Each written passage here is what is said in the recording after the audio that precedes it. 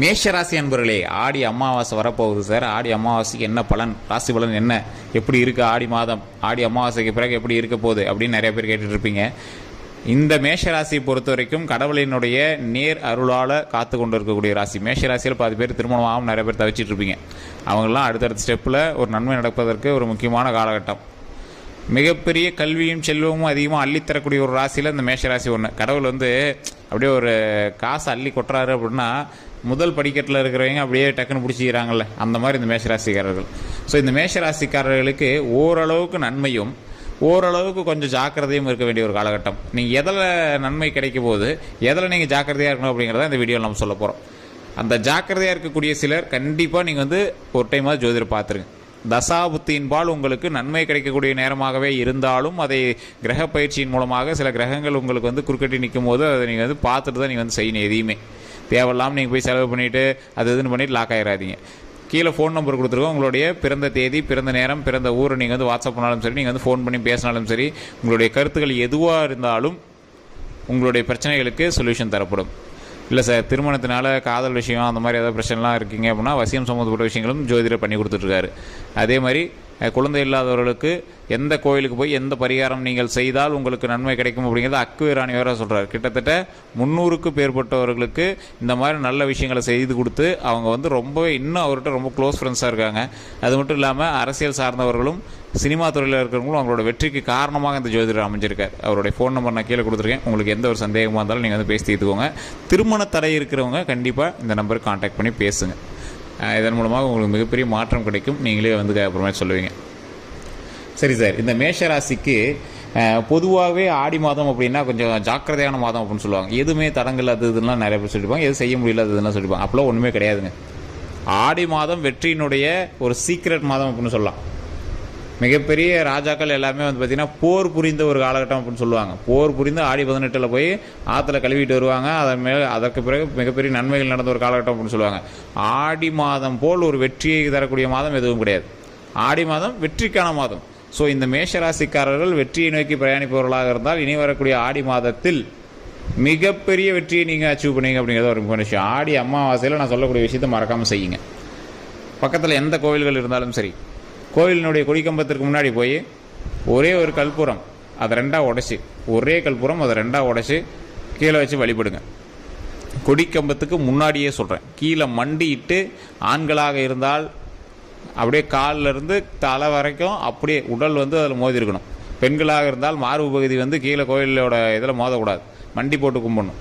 So இதை right சைடில் கோயிலினுடைய கொடிக்கம்பத்துக்கு வெளியே ரைட் சைடில் நின்று கற்பூரத்தை பற்ற வச்சிட்டோ அல்லது நெய் விளக்கு தீபம் ஏற்றியோ, இல்லை அந்த கோயிலில் அலோடே இல்லை சார், அந்த மாதிரி எதுவும் பற்ற வைக்கிறதே அலோடு இல்லை அப்படின்னா அப்படியே விழுந்து வணங்குங்க.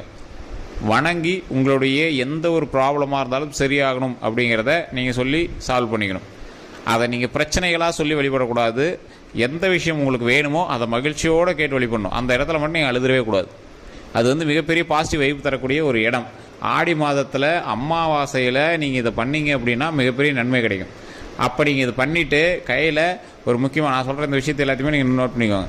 கையில் முக்கியமாக ஒரு புடவையோ ஒரு பூ, அதே மாதிரி பூன்னா மல்லிகைப்பூ ஏதோ ஒரு பூ நீங்கள் வாங்கி வச்சுருங்க.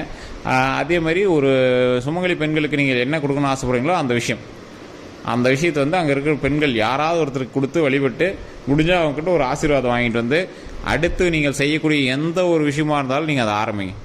அடுத்து பாருங்கள் சார் உங்களோட வெற்றி எப்படி இருக்குன்னு.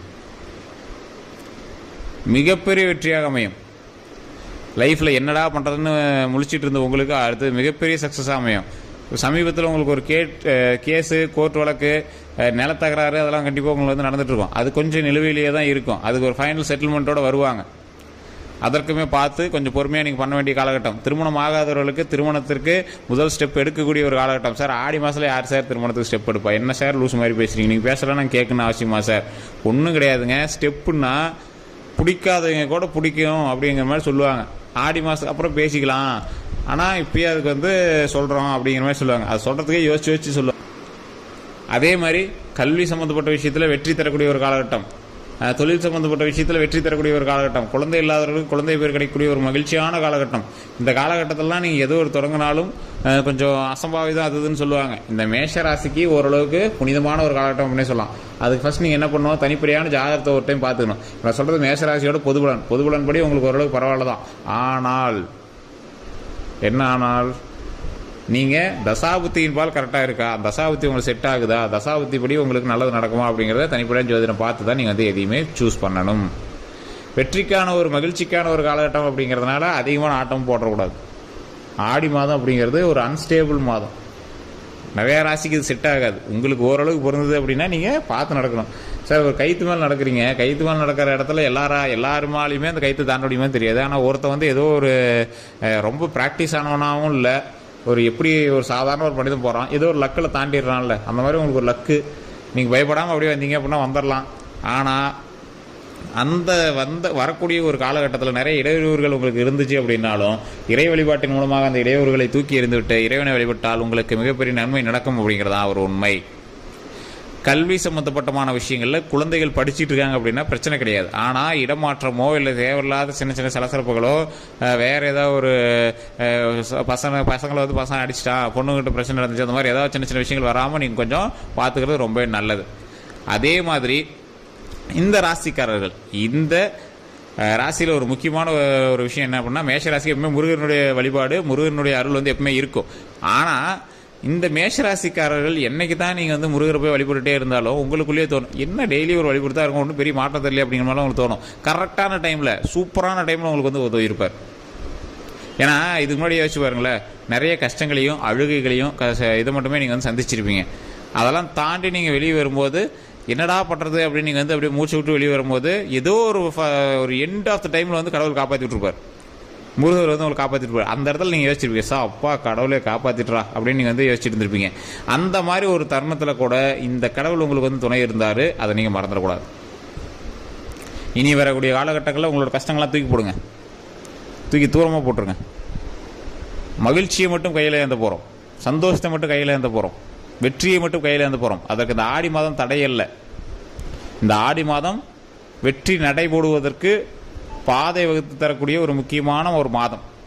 ஸோ இனி வரக்கூடிய காலகட்டங்கள் நீங்கள் இறை வழிபாட்டோடு, குலதெய்வ வழிபாட்டோடு, நான் முன்னாடி சொன்ன பார்த்தீங்கன்னா கோயிலுக்கு முன்னாடி போய் அந்த கொடிமரத்திற்கு முன்னாடி வணங்கி ஒரு சுமங்கலி பெண்களுக்கு நீங்கள் தேவையான என்ன சரணுமோ அதை தந்து அவங்ககிட்ட ஆசீர்வாதம் வாங்கிட்டு, இது ஒரு அம்மன் கோயிலில் பண்ணிங்க அப்படின்னா இன்னும் ரொம்ப நல்லது. அம்மன் கோயில் பண்ணிங்க அப்படின்னா இன்னும் ரொம்ப ரொம்ப நல்லது. ஸோ அதை பண்ணிடுங்க. அப்படி இல்லைன்னா சிவாலயத்தில் பண்ணுங்கள். சிவாலயத்தில் கண்டிப்பாக அம்பிகையும் இருப்பாங்க, சிவனும் இருப்பார். ஸோ அந்த இடத்துல நீங்கள் போய் பண்ணிங்க அப்படின்னாலும் உங்களுக்கு ஓகே தான், ரொம்ப நன்மை தான். அதை பண்ணிவிட்டு உங்களுடைய குலதெய்வத்தை முடிஞ்சால் இந்த மாதம் கண்டிப்பாக போய் வழிபட்டு வாங்க. ஆடி 18லையோ ஆடி அமாவாசையிலையோ கண்டிப்பாக போய் இறை வழிபாடு பண்ணிட்டு வாங்க. மிகப்பெரிய சோம்பல்கள் நீக்கி வெற்றியை கொண்டு வரும். சார் உங்களுக்கு உண்மையை சொல்ல போனால் நீங்கள் ஒரு சுறுசுறுப்பான ஆள், சில சோம்பல்கள் உங்களை ஒரு மாதிரி உங்களை டல் பண்ணுது. அந்த சோம்பல்லாம் தூக்கி போடுங்க. இனி வெற்றி தான் நமக்கு அப்படிங்கிற மாதிரி போராடுங்க. தொழிலில் ஓரளவுக்கு உங்களுக்கு லேகாக தான் இருக்கும், அந்த லேக் எல்லாத்தையும் சரி பண்ணுங்க.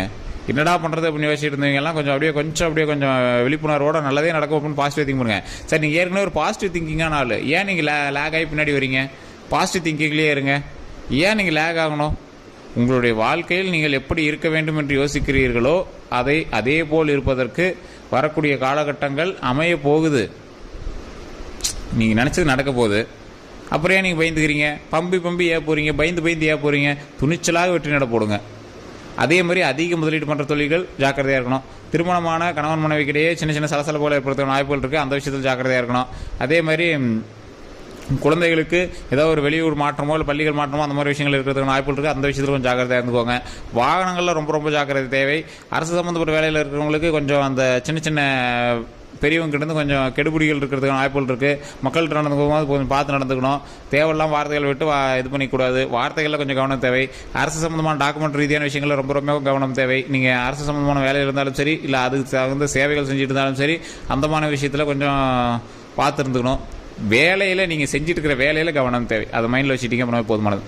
பழசில் எப்படி கொஞ்சம் பண்ணிட்டுருக்கீங்களோ அஜாக்கிரதை இல்லாமல் ஜாக்கிரதையாக 100 மடங்கு எஃபர்ட் அதிகமாக போட்டிங்க அப்படின்னா ஆட்டோமேட்டிக்காக நன்மைகள் நடக்கும்.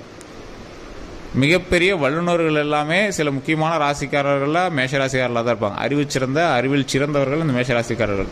ஸோ அதை நீங்கள் எப்படி பயன்படுத்திக்கிங்க அப்படிங்கிறது உங்களுடைய கையில் தான் இருக்குது. ஸோ இந்த விஷயங்கள் உங்களுக்கு ஓகே அப்படின்னா, கரெக்டாக தான் சார் சொல்லியிருக்கீங்க அப்படின்னா மறக்காம கமெண்ட்ஸ்கள் பதிவிடுங்க. இந்த வீடியோ பிடிச்சா கண்டிப்பாக லைக் பண்ணிக்கோங்க, உங்களோட நண்பர்களுக்கு பகிருங்க. நம்ம சேனல் இது வரைக்கும் சப்ஸ்கிரைப் பண்ணாமல் சப்ஸ்கிரைப் பண்ணி பக்கத்தில் பெல் பட்டன் ப்ரெஸ் பண்ணி ஆல் அப்படின்னு கிளிக் பண்ணிக்கோங்க. அதே மாதிரி ஃபேஸ்புக்கில் பார்க்குறீங்க அப்படின்னா ஃபாலோ பண்ணிக்கோங்க. எல்லோரும் நன்றி நண்பர்களே.